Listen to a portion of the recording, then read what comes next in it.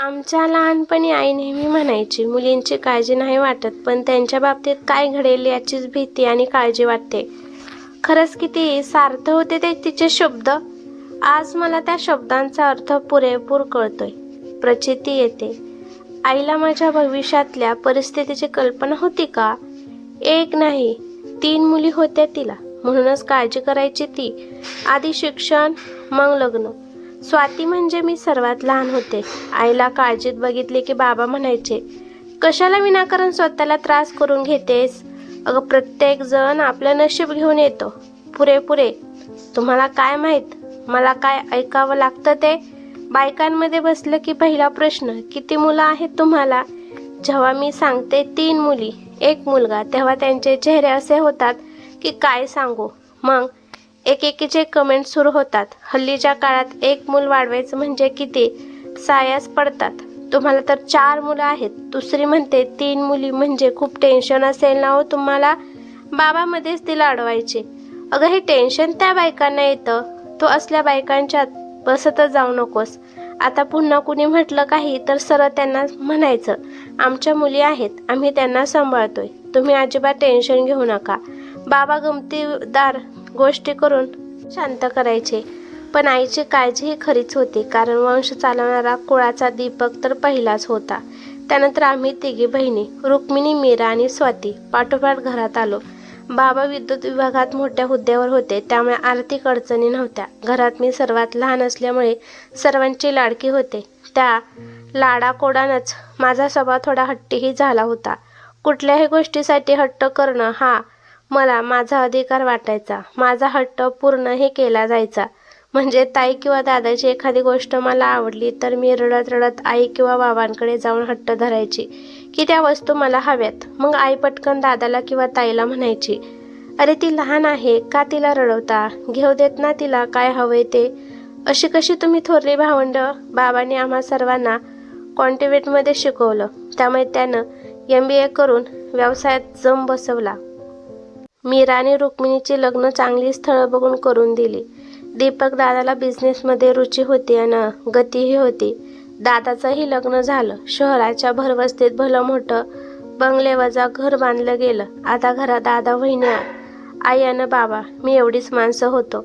आम्ही बहिणीवर बाबांचा फार जीव होता. दोघी बहिणी लग्न होऊन गेल्यामुळे बाबांना त्यांची फार आठवण यायची. ते म्हणायचे, स्वातीचं लग्न मी घाईनं नाही करणार. मीराची मुलं बाळं घरात आल्यावर मग हिला सासरी पाठवेन.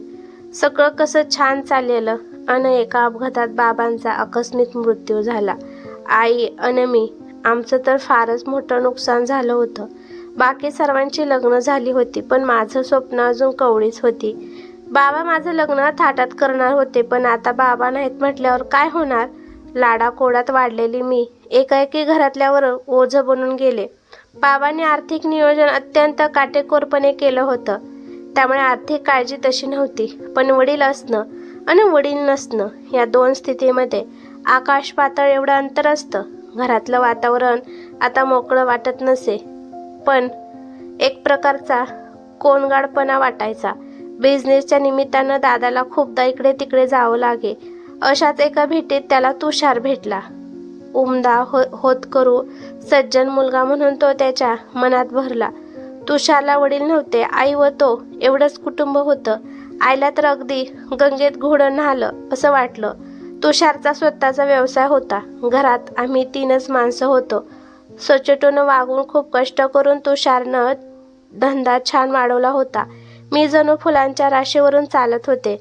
लग्नाला 2 वर्ष होऊन गेली होती. लहानगा अंश आल्यावर तर सुखाचा पेला काठोकाठ भरला होता. काळ भराभरा सरकत होता.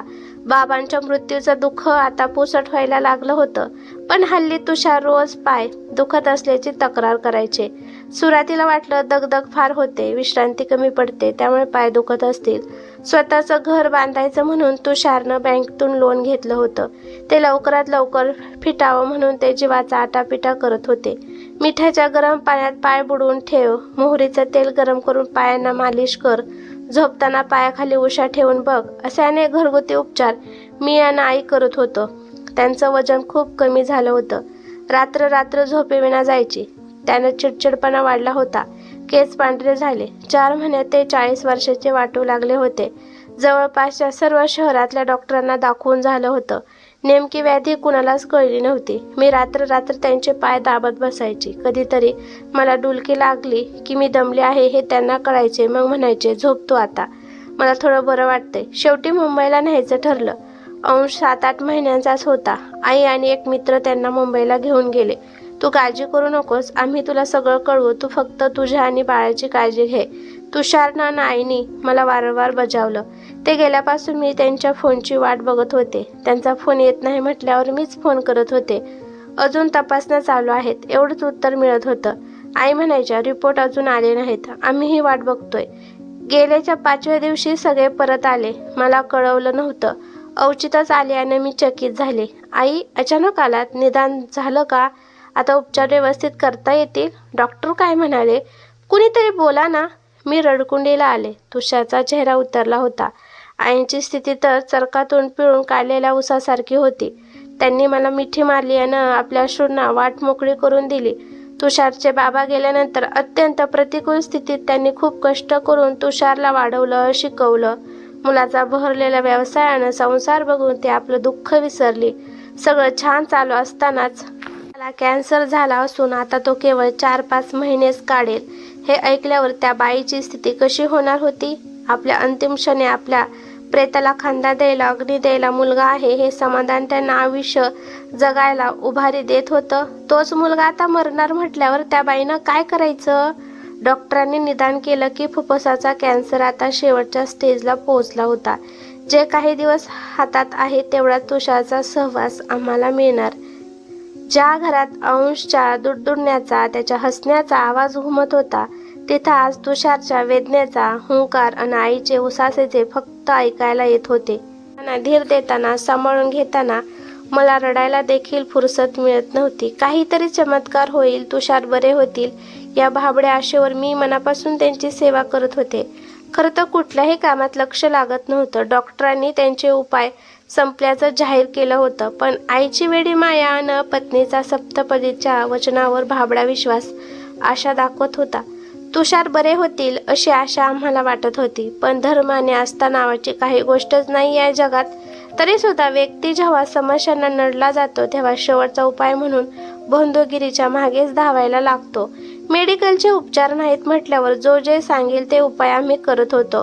पेशंट आणि नातलग दोघंही हाय खातात. आईची वेडी माया आणि पत्नीची भाबडी आशा, विश्वास, श्वास वगैरे काही समजून घेत नाही. कसंही करून आपला रुग्ण बरा व्हावा एवढीच अपेक्षा असते. पाण्यासारखा पैसा खर्च होत होता. धंदा पूर्ण बंद पडला होता. तुषारसाठी मी इतकी धावपळ करत होते की त्यात अंशकडेही माझं दुर्लक्ष झालं होतं. तो आजारी पडला. खरंच मी ती सगळ्या बाजूनी परीक्षा घेत होती. जेमतेम 5 महिने तुषार काढू शकले. आईची स्थिती तर बघवत नव्हती. अंश नसता तर आम्ही दोघींनीही त्याच दिवशी जीव दिला असता. पण जिवंत होतो म्हणूनच पुढले अनेक प्रश्नही आवासून समोर उभे होते. धंदा बंद पडलेला, बँकचे लोन घरासाठी घेतलं होतं, यामुळे लोनचे हप्ते फेडणं अशक्य होतं. ते घर हातचं गेलं. अवघड परिस्थितीत आपलं कोण, परक कोण हे समजतं असं म्हणतात ते खोटं नाही. माझ्या या वाईट काळात माझ्या दोघी बहिणींनी त्यांच्या परीनं शक्य ती सर्व मदत मला केली. मात्र दीपक दादा मोकळेपणानं वागत नाहीये, खरं तर टाळतोय असं मला जाणवलं. पण अचानक आलेल्या या चौफेर संकटाने मी इतके भांबवले होते, इतके हतबल झाले होते की यावर फारसा विचार करण्याचीही शक्ती नव्हती माझ्यात. खरं तर आई अजून हयात होती, पण आता घरात आईची सत्ता नव्हती. आता मला लक्षात येत होतं की आजही आपल्या समाजात विधवा स्त्रीला अजिबात किंमत नसते. आई विधवा, तिची लेक मीही विधवा. बाबा असताना आई मला आठवते. माझा गैरवाजवी हट्ट पुरवण्यासाठी ती दोघं ताई व दादाला रागे भरून मला ती वस्तू मिळवून देत असते. मनात सतत रुखरुख असायची की तुषारच्या मृत्यूमुळे मी अंशला त्याचा हक्काचं बालपण पुरेपूर उपभोगू देऊ शकत नाहीये. दोघी ताई त्यांचं खाणं पिणं, खेळणे, कपडे सगळं बघत होत्या. ती त्यांची माया होती. अंशचा हक्क थोडीच होता. भाड्याच्या एका खोलीत मी, अंश आणि आईना घेऊन राहत होते. मृत्यूनं उन्मळून पडलेला तो दुर्बळ जीव एक रात्री अनंतात विलीन झाला. नोकरी करणंही मला शक्य नव्हतं. लहानग्या अंशला सांभाळायला कुणी नव्हतं. समोर एक निरुद्देश आयुष्य होतं, दुसरीकडे बाळाचा अंधकारमय भविष्यकाळ. काय करू, कुठं जाऊ, कोणाला विचारू, अशा काळजीत पायरीवर बसून होते. तेवढ्यात रुक्मिणीताई माझ्याजवळ येऊन बसली. मी एकदम दचकले. ताई, कधी आलीस? मला कळलंही नाही. हो ग, ही वेल बघ किती हौसेने लावली होती. आठवणीनं रोज पाणी घालायची, केवढी भरली आहे. पण कालच्या वादळानं ज्या झाडाच्या आधारानं ती वर चढली होती तेच झाडच उन्मळून पडलं. आता ही वेल नाही जगायची. माझ्यासारखीच तीही आधारहीन झाली आहे. माझ्या आयुष्याचं काय होणार कुणास ठाऊक. फार विचार करतेस? चल उठ. असाच विचार करत बसशील तर अंशला कशी सांभाळशील? ताईनं तिथं पडलेला एक बांबू झाड उन्मळून पडल्यामुळे झालेल्या खड्ड्यात रवला आणि ती वेल त्यावर चढवली. बघ, मिळाला ना आधार तुझ्या वेलीला. आता वेल मरत नाही नक्की. ताईनं हसून म्हटलं. खरंच ताई, मानवी आयुष्यही इतकं सोपं असतं तर किती बरं झालं असतं. प्रयत्न केला तर काही अडचणीवर उपाय निघू शकतो स्वाती. ताई गंभीरपणे म्हणाली. म्हणजे तुला काय म्हणायचंय? स्वाती, दीपक दादाची कोरडी वागणूक सर्वांनाच खटकते. या संकटात ज्यानं सर्वात पुढे राहून मदत करायची तो समोरही येत नाहीये. मला नवल वाटतंय. आईही काही बोलत नाहीये. काय प्रॉब्लेम आहे तिला मला समजत नाहीये. ताई, एकतर आता वय झाले, दुसरं म्हणजे बाबांचं नसणं. तेही असह्य आहे ग. हे म्हातारपण आनंदाचं ते दादाच्या जीवावर जगणार ना. पण याचा अर्थ मुलीच्या परिस्थितीकडे दुर्लक्ष करायचं का? तिथंही तिचं काही कर्तव्य आहे ना. घर बाबांनी बांधलेलं म्हणजे तिचंच आहे. तिला बाबांची पेन्शन मिळते. ते काही दादावर अवलंबून नाहीये. ताई जरा रागातच बोलली. ताई, अगं आई समाजाला बदलू शकत नाही ना. आजही म्हातारे आईवडील मुलीपेक्षा मुलाकडेच राहण्याचा प्राधान्य देतात ग. खरंच ग बाई, माझी ही छोटीशी बहीण किती किती समजूतदार झालीये. ताई कौतुकाने म्हणाली. मग बोलली. ते सोड स्वाती, मी मीराला अन तुझ्या दोन्ही दाजींनी असं ठरवलंय की आम्ही दादाशी बोलू. आजकाल बदलला आहे. वडिलांच्या प्रॉपर्टीत मुलीलाही वाटा मिळायला हवा तसा कायदाही झाला आहे. मी थोडं घाबरून चकित मृदेने तिच्याकडे बघितलं. तेव्हा ती म्हणाली. अगं वेडे, ही नाती गोती हे संबंध आपल्याला अडीअडचणीला मदत मिळावी म्हणूनच असतात ना. अशा वेळी मदत नाही घ्यायची तर कधी घ्यायची? शेवटी सर्वांनी मिळून दादाला समजावलं की प्रॉपर्टीच्या बाबांच्या काही हिस्सा तू स्वातीला दे. मीरा आणि रुक्मिणीने तर म्हटलं की आम्ही लिहून देतो, आम्हाला काही नको, पण स्वातीला मात्र वाटा मिळू दे. तिच्या संकटाच्या काळात खरं तर स्वतःहून तू पुढाकार घ्यायला हवा होतास.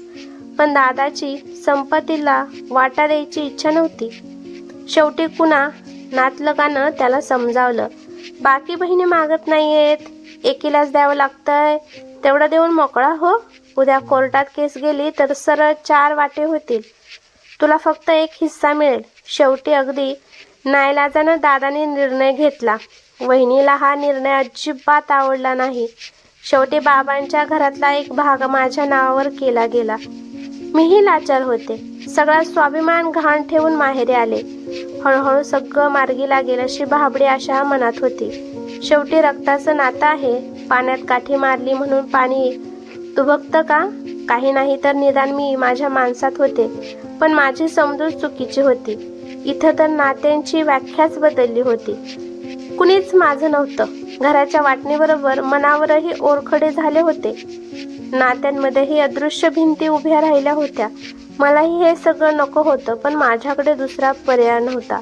मी घर बसल्या मुलांच्या ट्युशन्स घ्यायला लागले. शेजारी पाजारी सहानुभूतीनं वागत होते. मला ट्युशन्स मिळवून द्यायला त्यांनी मदत केली. अशा सगळ्यांच्या सहकार्याने आयुष्याची गाडी रुळावर आणण्याचा प्रयत्न करत होते. वहिनी तर स्वतःहून एक शब्दही माझ्याशी बोलत नव्हती. मी काही बोलेन तेवढ्याच उत्तर ती द्यायची. दादाच्या चेहऱ्यावर कायम राग दिसायचा.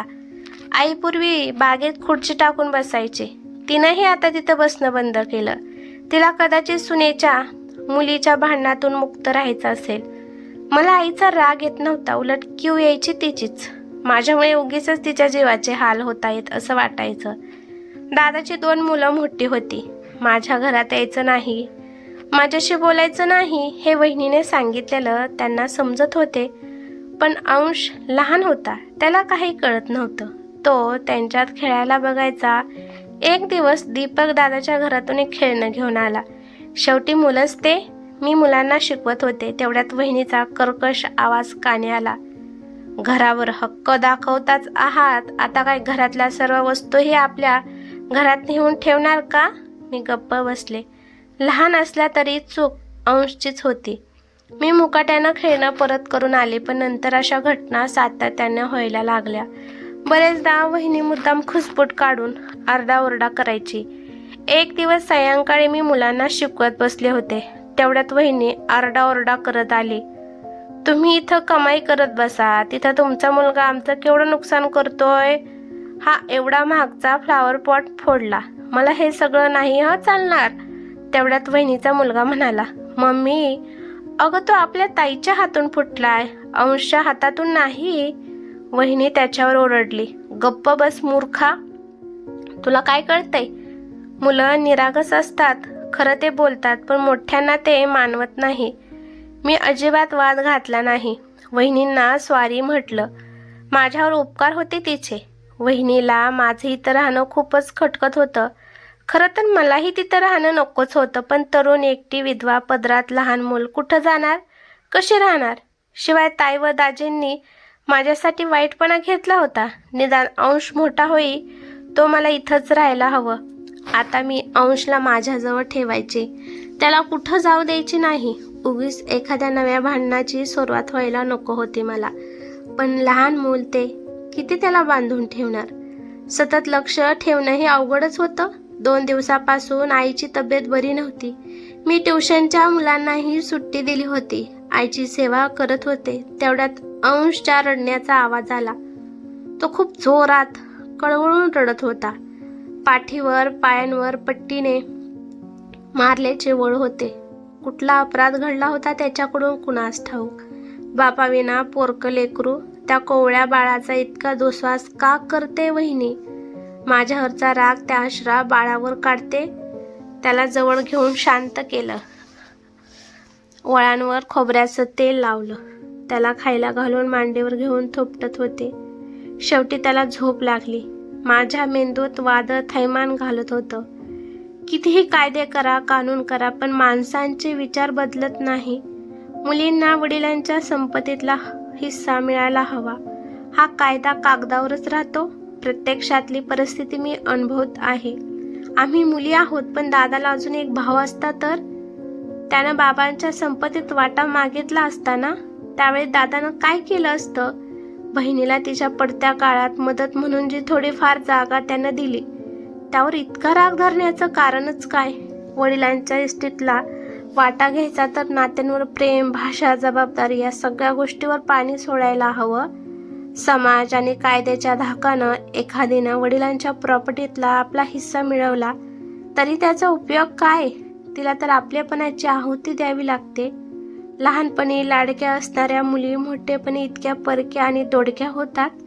आईला सुद्धा मुलीची माया वाटू नये इतकी परिस्थिती बिथरते. खरं तर माहेराच्या सुख समृद्धीसाठी प्रत्येक मुलगी गरज पडते तेव्हा मुलीसाठी मदतीसाठी धावून येते. पण तिच्या अडचणीत तिनं माहेरकडून आधाराची अपेक्षा केली तर माहेरचे असे का वागतात? का का आणि का? ही कथा कशी वाटली ते मला कमेंट करून नक्की सांगा. कथा आवडली तर लाईक शेअर नक्की करा आणि चॅनेलवरती नवीन असाल तर चॅनेलला सबस्क्राईब करा. धन्यवाद.